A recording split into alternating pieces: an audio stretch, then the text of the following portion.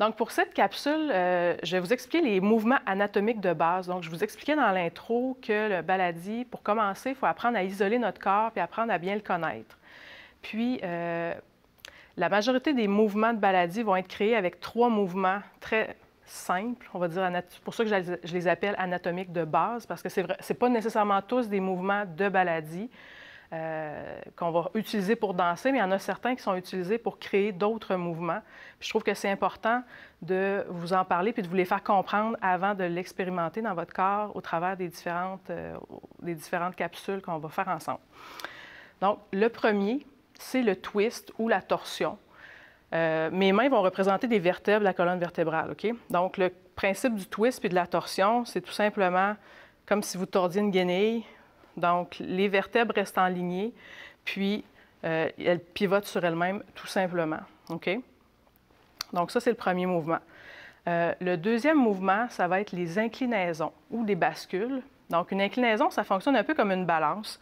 Tu as un point qui est fixe, puis il va y avoir un point qui est mobile en haut. Fait que la vertèbre ici, par exemple, va se déplacer de cette façon-là, de droite à gauche ou de l'avant vers l'arrière, sans se déplacer sur le côté. Donc, c'est vraiment bien important. Le point est fixe, il est ancré pour se déplacer de cette façon-là. Donc, ça, c'est les inclinaisons. Pour le troisième mouvement anatomique, c'est les translations ou un glissement.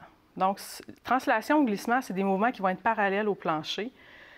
Donc, si je prends toujours ma base ici de vertèbre qui ne bouge pas, celle d'en haut ici va se déplacer de cette façon-là, donc parallèle de droite à gauche ou de l'avant vers l'arrière, sans pivoter comme dans l'inclinaison. C'est vraiment un mouvement qui est parallèle, un peu comme une planche de skateboard là, qui glisse sur l'asphalte.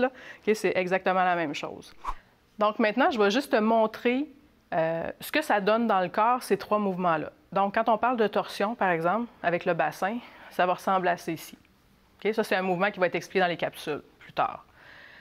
Quand on parle d'inclinaison, donc le mouvement de bascule ici, donc ça pourrait être, par exemple, mes mouvements de hanche de cette façon-là. Donc, on voit bien qu'il y a un point central ici qui se déplace et que mes hanches font une bascule ici avec le mouvement. Pour le troisième, la translation qui était le glissement de droite à gauche. Donc, ça va être tout mon bassin, par exemple, qui va se déplacer de droite à gauche ici ou de l'avant vers l'arrière en restant parallèle au plancher. Alors maintenant, ça va être le temps de mettre ça en pratique.